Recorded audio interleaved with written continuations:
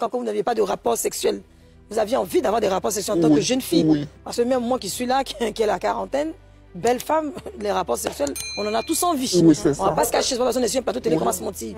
Faire l'amour, ça détend. Moi, je fais souvent l'amour avant de venir sur le plateau. Yassou. Déjà, vraiment, Madame Yako. Si. Parce qu'on sait combien le Kiabali est important dans le mariage. Mais moi, j'ai une question. Pourquoi est-ce que vous n'avez pas songé à l'adoption ou bien même à l'insémination artificielle? Vous dites que le monsieur a beaucoup d'argent. Pourquoi vous avez accepté de le tromper, en plus avec son père? Moi, je voulais avoir mes propres enfants. Moi, je vous ai dit que je suis enfant unique de ma mère. Je voulais avoir mes propres enfants. Et puis, vous avez précisé tout à l'heure dans votre récit que vous avez des besoins physiques. Ça fait 11 ans que vous n'avez... Enfin, 11 ans. C'est plus 11 ans, puisque on va dire 4 ans ou 5 ans que vous n'aviez pas de rapport sexuel. Vous aviez envie d'avoir des rapports sexuels en tant que jeune fille. Oui. Parce que même moi qui suis là, qui est la quarantaine, belle femme, les rapports sexuels, on en a tous envie. Oui, c'est on ça. ne va pas se cacher, c'est pas parce qu'on est sur un plateau télé qu'on va se mentir. Faire l'amour, ça détend. Moi, je fais souvent l'amour avant de venir sur le plateau. Yassou.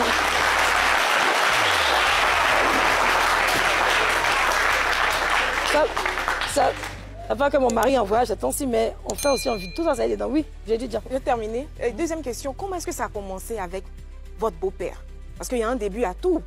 Oui. Est-ce que c'est lui qui vous a accosté? Est-ce que c'est vous-même qui êtes parti vers lui? Comment ça a commencé la relation? Il faut dire que c'est lui qui est venu vers moi. Parce qu'une fois, je devrais aller au travail et il a décidé d'aller me déposer. C'est comme ça que les choses ont commencé. Vous êtes tombée amoureuse de lui? Non.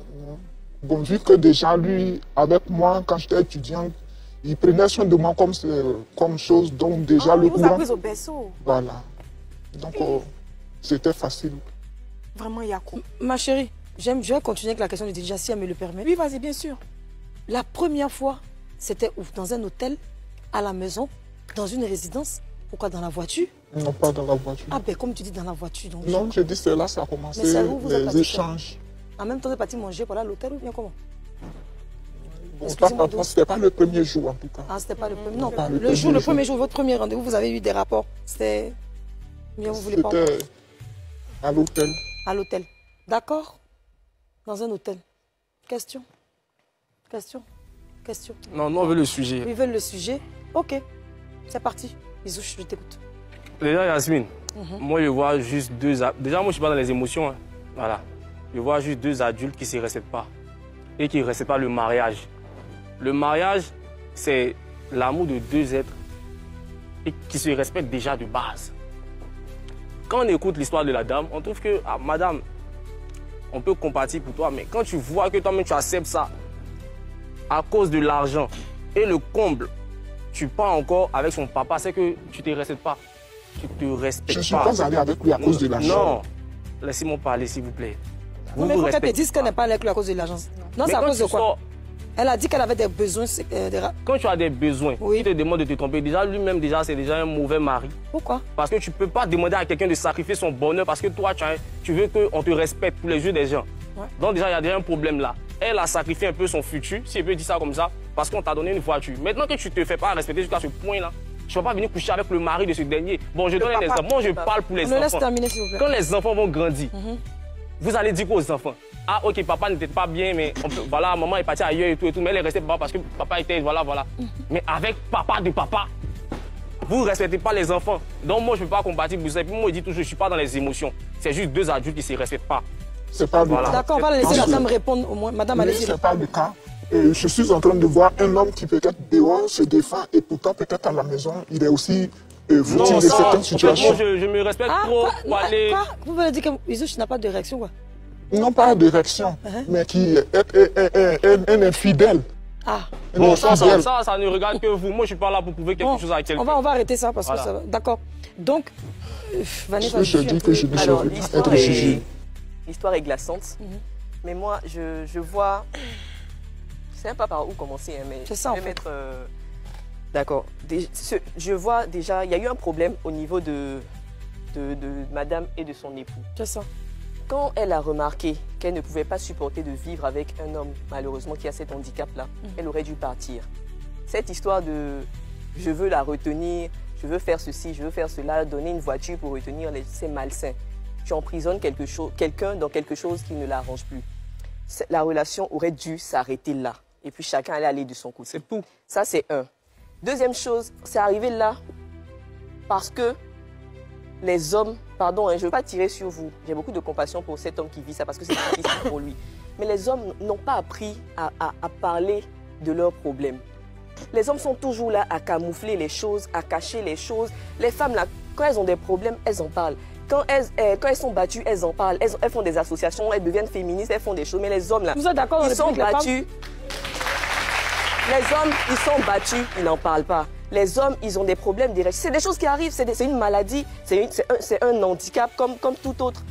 Quand si les gens avaient pris l'habitude de parler de ce genre de choses, ce ne serait plus un sujet tabou. Et on aurait pensé à plusieurs solutions pour ce genre de problème-là. Si un homme que tu rencontres, avec un peu de temps, vous commencez à être intime, il te dit « Ah, voilà ce que moi je travaille ». Vous allez peut-être parler d'adoption, d'insémination, de tout le reste. Si ça t'arrange, tu restes. Ça ne t'arrange pas, tu t'en vas. Tu vois, c'est ce tabou qu'on a fait sur ce genre de choses-là. La partie où il ne veut pas que les gens sachent qu'il est comme ça, donc il demande à sa femme d'aller. Tout ça, c'est vraiment malsain. Et pour terminer, madame, moi je pense que vous n'avez pas... En fait, c'est pas que quelque chose, la situation vous ronge. Vous ne pouvez plus rester avec cet homme-là. Vous avez découvert ce que c'est que le plaisir sexuel avec quelqu'un d'autre. Vous avez envie d'explorer ça au maximum avec cette personne. Vous en avez le droit.